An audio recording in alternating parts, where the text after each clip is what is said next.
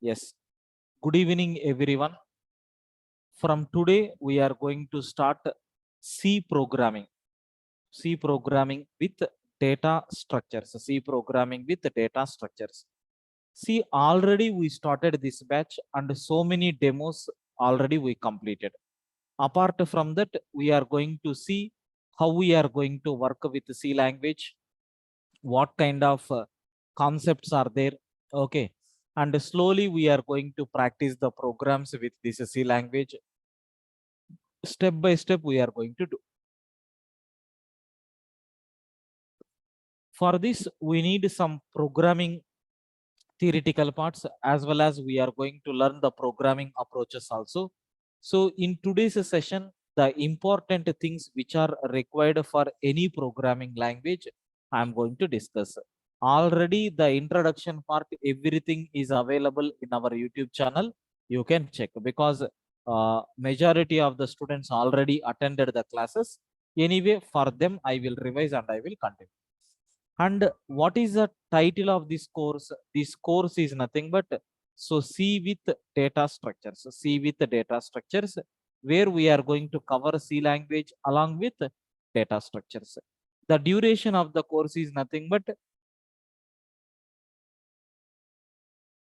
2 months is the duration, and the fees for this batch is 2,500 rupees. Okay. The fees for this batch is nothing but 2,500. And coming to the timings of this session, the timings of this session is every day. So 6 p.m. to 7 p.m. the regular classes will be there. Okay, from 6 p.m. to 7 p.m. the regular classes will be there. So Monday to Saturday. Monday to Saturday. Mostly I will conclude on Friday itself. But Saturday and Sunday, sometimes we will plan for extra classes. Okay, extra classes in the sense we are going to see some uncovered topics and lengthy topics. Those things we are going to cover in our Saturday or Sundays session. Generally, we won't take any Saturdays and Sundays, but once if our course got started, then we are going to take. Okay.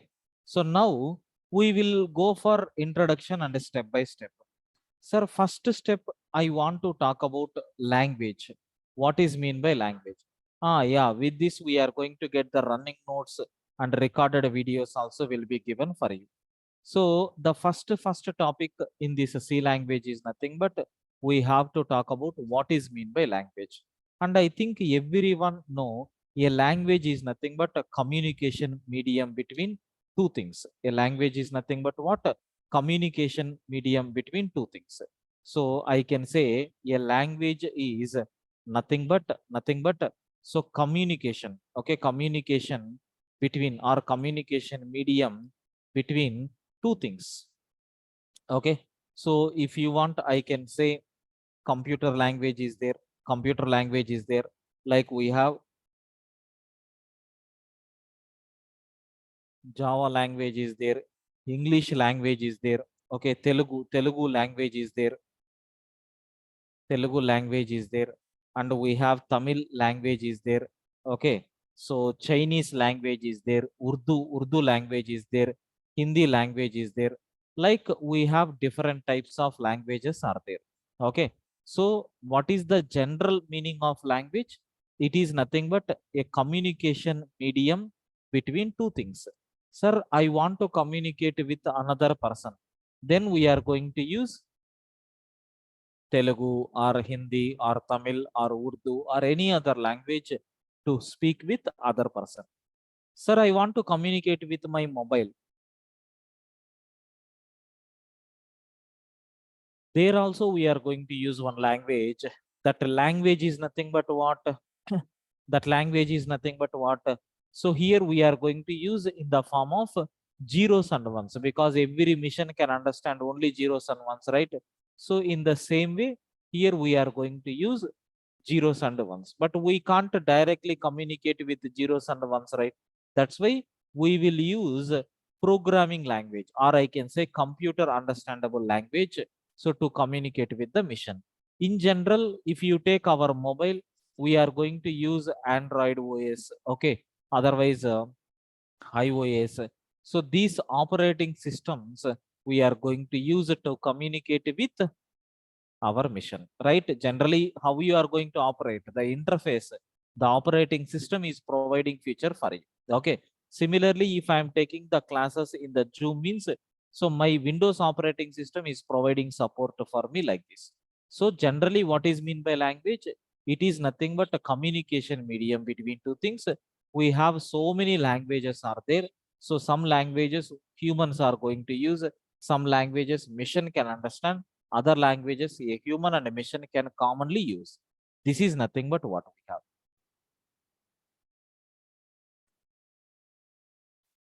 Up to this, friends, do you have any doubts? Just basic language definition I provide. Up to this, do you have any doubts? Everyone, please feel free to respond. First terminology, whatever we covered. Any doubts up to this?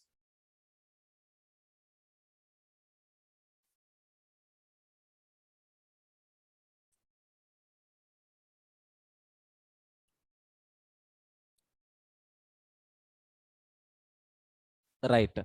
So next, I'm going to take the next one, sir, computer language. So what is mean by computer language? Very simple. The language which can be understandable by our mission, that is computer, is called as a computer language. So it is also used for communication purpose. It is also used for communication purpose only. It is used for communication purpose only. And it is a predefined. It is a predefined application. We can say it is a predefined application which is already existed in the system. By using computer language, we can communicate with, okay, we can communicate with, okay, we can communicate with mission. Suppose I want to communicate with mission, or we can say any electronic device. Okay, electronic device, not only mission, we can communicate with any electronic device. Sir, I have calculator is there, so I'm calculating 2 plus 3. We are pressing a button called 2, and then we are using a special symbol called plus, and we are using another button called 3, and we are pressing one button with symbol the equal to. Then what will happen? Immediately it is going to display the result. Okay, so it is what case? It is nothing but we can say computer language. So we are using some tools, electronic devices or missions to communicate directly. For that, which language we are using? That is called as computer language. Sir, why we need computer language? Need for computer language. So why we need to understand this computer language? So for this, so some theory points I'm going to cover. Listen carefully. So the prime purpose is for communication only. Okay, what is the prime purpose for the computer language? For the communication only. Okay, sir, generally the communication so takes place in three ways. In three ways total, there are three ways are there to represent. So the first one is nothing but I can say person to person communication. Person to person communication. So if a person wants to communicate with another person, what we are going to do? We are going to use Telugu, and we are going to use English. We are going to use Tamil. We are going to use Kannada. Okay, we are going to use Hindi for communication purpose. Sir, I want to communicate with other person. Yes, person to person communication is possible by using these languages. Second one is what? A person is there. This person wants to communicate with mission. Person to mission communication. Sir, is it possible a person can communicate with mission? Yes, happily we can able to do. Okay. So here we are going to communicate by using some programming languages. Okay, we have some programming languages like we have C is there, C++ is there, Java is there, Python is there. By using these programming languages, we are going to communicate with the mission. Okay, if you want to communicate with the mission, then we are going to use these languages. This is nothing but how you can able to communicate with the mission.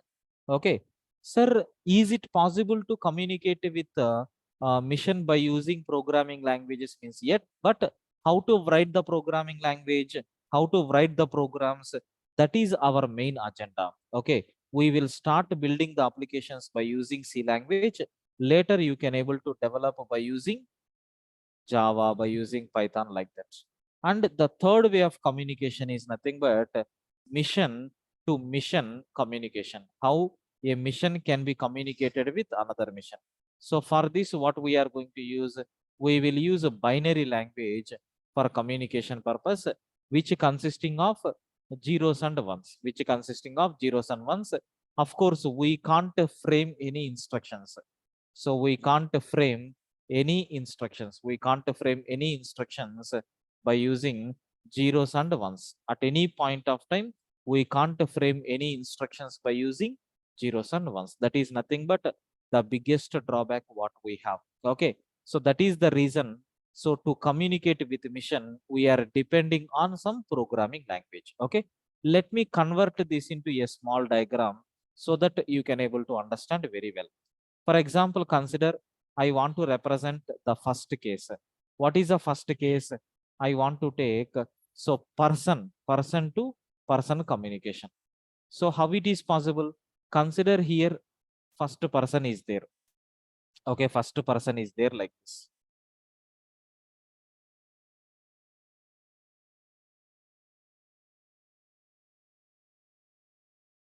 Now this person wants to communicate with another person. Okay, this person wants to communicate with another person. So how they can communicate? By exchanging the information. Assume this first person is saying, so a message called or a word called hi. So for this, compulsory second person is going to respond, right? So assume second person is also responded like hi, or second person responded with word called bye. You can see here the communication between these two persons is possible by using the language called English. So whatever first person is speaking, second person can able to understand and he can give reply and both can communicate with each other. This is the first case what we have. What is that first case? Person to person communication. The second case is nothing but what? Here I want to talk about, first I will write third case. The third case is nothing but mission to mission communication. Mission to mission communication. We know very well, if you take any computer, so that a computer definitely it is going to communicate with another computer by exchanging the information. So how two computers can communicate with each other? By using the binary language called zeros and ones. We are using zeros and ones for communicating these two systems.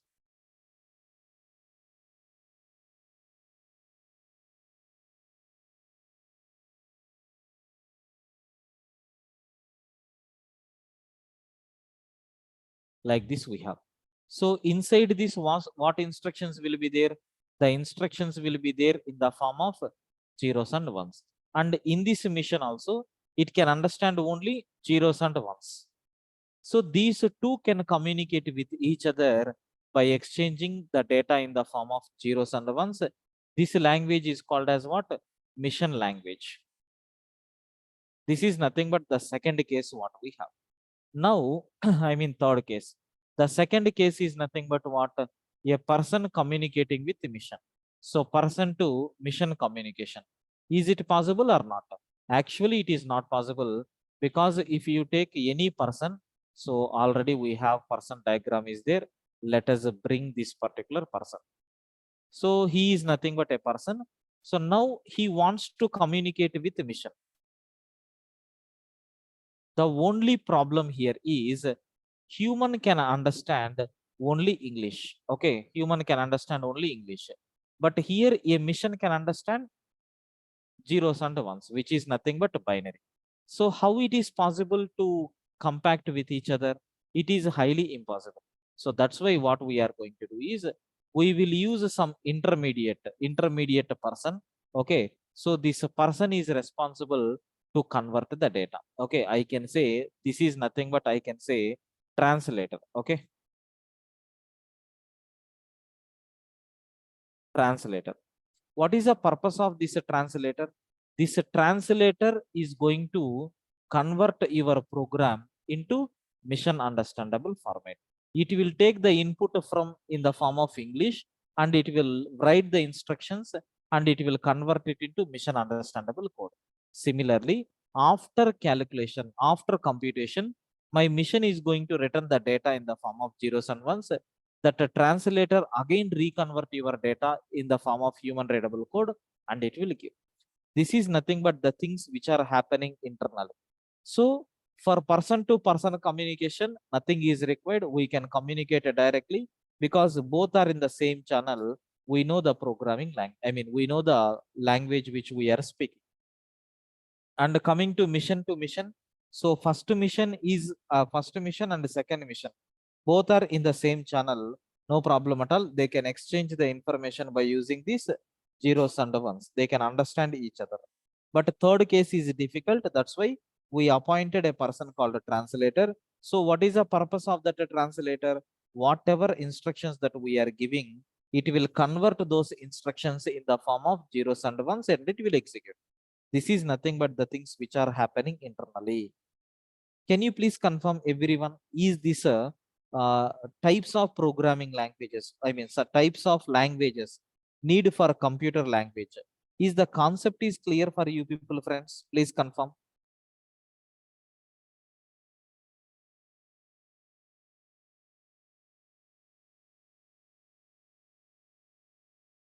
Sir, I request everyone to please confirm. Any doubts up to this? Yes, sir. Clear, sir.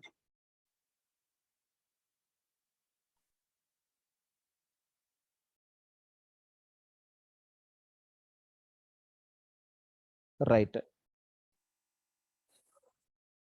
So next one, by using C language, what type of applications we can develop? Okay, by using not only C language, by using computer language, what type of applications we can develop? Okay, so applications. So what kind of applications are application? So developed by using computer language. Very simple. If you use programming language as your tool, okay, if you use programming language as your tool, so you can develop two types of application. The first type of application is nothing but, do you know? So the first type of application what we can able to develop here is, see, we can develop standalone application. Okay, standalone application. And the second application what we can able to develop is nothing but distributed application. So once if you learn any computer programming language, so we can able to develop two types of applications. The first one is nothing but what, standalone application, and the second one is nothing but what, distributed application. So what is mean by this standalone application? Very simple. The application which you are developing and that application is going to run only on single mission, such a type of applications are called as standalone application. In this case, so the applications which runs only on single mission are called as standalone applications, standalone apps. So example for these applications is nothing but, examples I can say, calculator is the standalone application. So paint is there, right? Paint is the standalone application. And even command prompt is the standalone application. Notepad is the standalone application. I can say these are nothing but different types of standalone applications which are existed. Okay, so what is the problem with this standalone application? The application which we are running is going to execute only on the mission where we developed. I can use the word called these applications, these apps, we can, these applications are system dependent. I'm not talking about the platform, I'm talking about a system dependent means what? So I developed one application in my system. Is it possible to execute that application in other systems? Means no, it is not possible, because the program is already installed in your machine and it started execution. Since we developed the application and we installed in our local machine, it will take the local memory references, all these things. That's why if you change that application to other systems, then that particular mission may not provide support for the memory like how we have done in our previous program, I mean previous mission. That's why, so it is very difficult to develop standalone application. Sorry, it is very easy to develop standalone application, but the biggest problem is nothing but it will work only on the mission where we install. That's all. This is nothing but what we have, what we call it as so standalone application. Opposite to this is nothing but what a distributed application.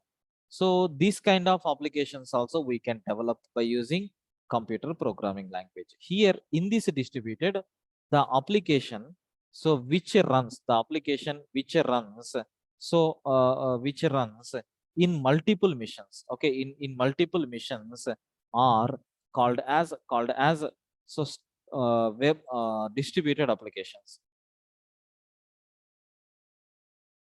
Okay, distributed applications means what? I can say examples. So we have Google server is there, it is the distributed application. We have Gmail is there, it is the distributed application. Means what? We are going to connect with our Gmail, and our Gmail account is located in somewhere in our Google server, but from my home location we are accessing that particular Gmail, right? What is the meaning of that? So the application is located somewhere in the server, which is located in some other countries. But from in my house, I'm going to connect the laptop and I will send a request. My Google is going to respond with your all credentials. So this is nothing but what we have called as distributed. So we have Google account is there, that is a distributed application. Gmail account is there, it is nothing but distributed application. So we can say almost all these type of applications which we are using now. Okay, so ticket, online ticket reservation. So all these things we can call it as distributed applications. Next, we can say these applications are system. These applications are system independent. Independent means what? When we are developing an application, so when we are developing an application, so what will happen? It is going to work in multiple systems, right? We are going to write the program in one system and we will execute that program which are connected to that particular system, right? So just now I told Google server is located in some USA country, but we are sitting here and we are writing the program, I mean we are connecting with that application. So how it is possible? So the main source is available in server and we are connecting with from here. So which is going to follow? If you want, I will add that point. So it follows, okay, it follows client server. It follows client server architecture. It follows client server architecture. This is nothing but what it is going to follow, sir. Okay, so this is nothing but what is the applications that we can able to develop by using this computer language. How many types of applications we can develop?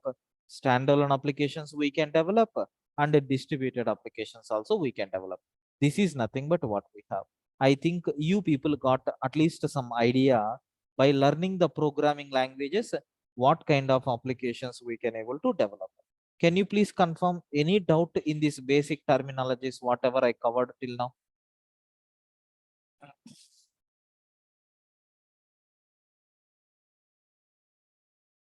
Any doubts up to this, please confirm. I request everyone to please confirm.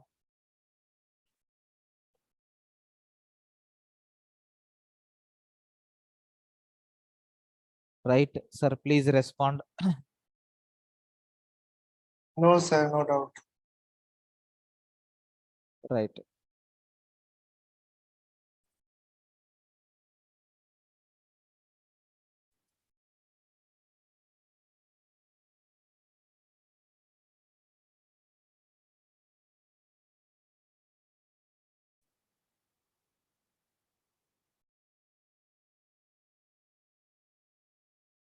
right.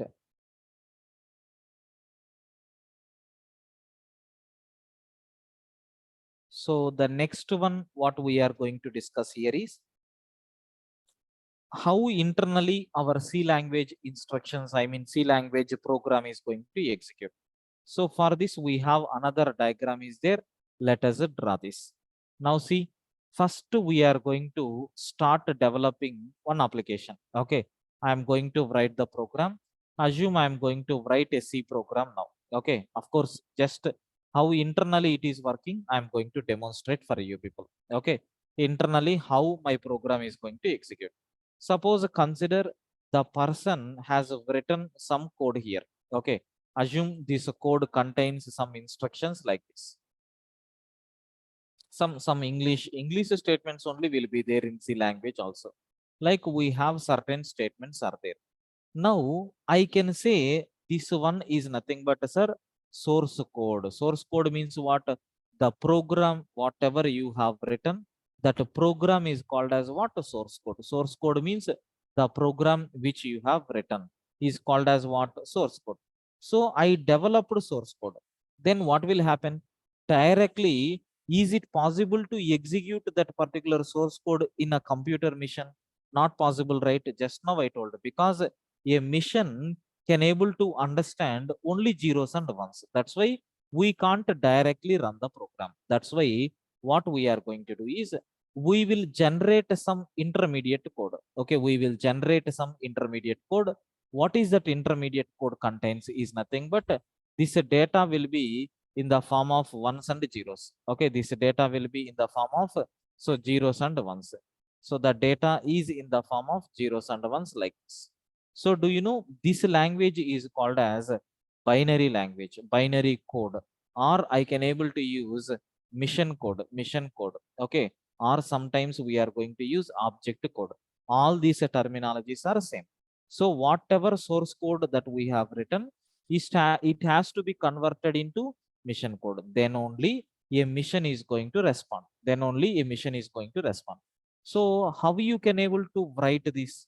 I mean, how you are going to get this particular data is very, very difficult, right? That's why, so we are going to use some tools. We are going to use some tools. What is the purpose of that tool is nothing but it will convert your data into mission understandable format. So do you know this tool is called as translator? What is the name of this tool? This tool is called as translators. There are different types of translators are existed. The first one is nothing but we have compiler is there. Second one is nothing but we have interpreter is there. We can use any translator in our program. We can use any translator in our program. What that translator is going to do, it will take your source code as a input. The input for a translator is your source code. It will convert it into what? Mission understandable code. So which will be executed in our mission. Okay, this data whatever you have given, it will be executed in your mission. It will execute those instructions in the mission understandable format only. These instructions will be executed. So after executing all the instructions, what we are going to get, we can able to see output, sir. We can able to see output on the screen. This is nothing but what is the flow of control in our program. Sir, in this case, you can see first we have written the program by using some editors, and the code which you have written is called as a source code. And with blue color, I am highlighting the code whatever we have written. So that code is called as a source code. Generally, it will be the extension with C, dot C, dot C. Listen carefully. Dot C means what? It is nothing but C language instruction, sir. Okay, so the code which we have written in C language is ready now. So what a translator is going to do, once if it is translated, test.obj file will be generated. Obj means what? Object code. So whatever program that we have written, that program our translator converted into mission understandable code, that is nothing but object format. And that object format is given to our mission, and our mission is going to execute that content. This is nothing but internally how our C program is going to execute. I think you people got some idea internally how many files are creating and how it is working. Can you please confirm? I think this knowledge is very clear for you people, right? Can you please confirm any doubts up to this?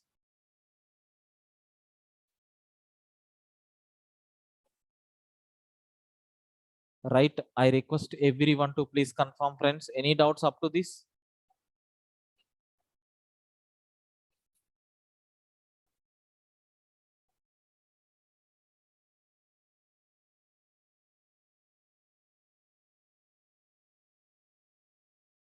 Right, this is nothing but what we have now. Okay, so I think with this I'm going to stop today's session. So tomorrow we will see how to write C program, but if you want to write a C program, you should have some basic idea about the data types, identifiers, variables, all these things that we are going to discuss. Okay, and this course we started from today, it will be continued. Okay, the syllabus, everything is there in our website. You can cross check. We are not going to send any PDF. Whatever the data we are typing and whatever images we are preparing, those things will be shared automatically. Okay, this is nothing but what we have. And from today the regular classes already started. You can attend without paying any fee up to Wednesday, and if you want to attend from Thursday, you have to make the payment and you need to get registered for this course. The people who have already registered this course, you can continue the classes from today onwards, right? Thank you, sir. So we will meet for the continuation in the tomorrow's session. Tomorrow we will see few more things, right? Thank you.